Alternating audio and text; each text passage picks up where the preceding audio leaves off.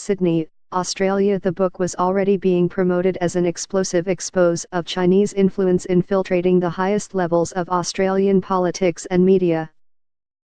But then, months before it was set to hit bookstore shelves, its publisher postponed the release, saying it was worried about lawsuits. The decision this month to delay the book, Silent Invasion: How China is Turning Australia into a Puppet State, has set off a national uproar, highlighting the tensions between Australia's growing economic dependence on China and its fears of falling under the political control of the rising Asian superpower.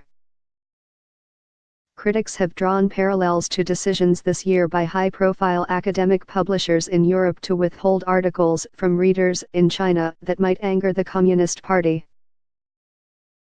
But the case has struck a particularly sensitive nerve in Australia, where the book's delay is the latest in a series of incidents that have raised concerns about what many here see as the threat from China to freedom of expression. The decision by Allen and Unwin to stall publication of this book almost proves the point that there's an undue level of Chinese influence in Australia, said Prof. Rory Metcalfe, head of the National Security College at Australian National University. Allen and Unwin is one of Australia's largest publishers.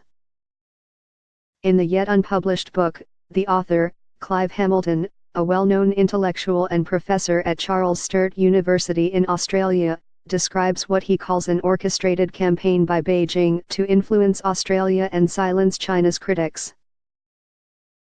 In one chapter, according to Mr.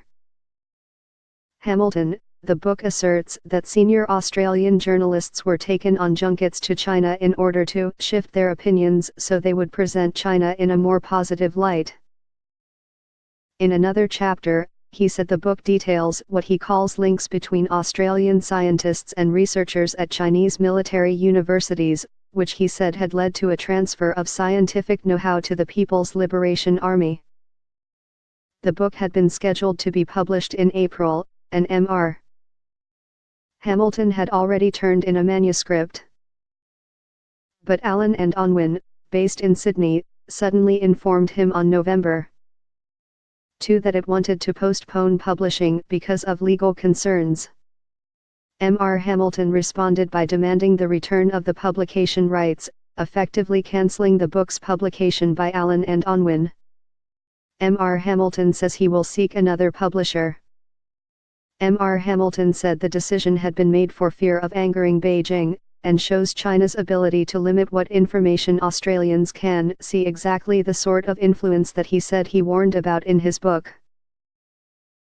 This is the first case, I believe, where a major Western publisher has decided to censor material critical of China in its home country, Mr. Hamilton said in an interview. Many people are deeply offended by this attack on free speech, and people see a basic value that defines Australia being undermined. In a statement, the publisher said it decided to hold off publishing the book, which would have been Mr.